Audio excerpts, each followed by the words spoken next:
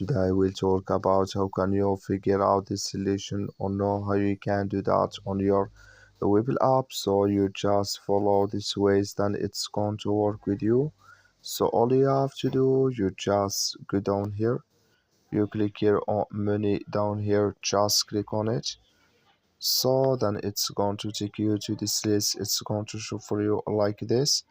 Then all you have to do now, you just click here on settings, just click on it here. So then it's going to take you to this list, it's going to show for you like this. Then all you have to do now, so you just click here on options, list settings, just click on it here. Then you come to next step here, it's going to show for you like this. You click here on sort by sticker price, just click on it here.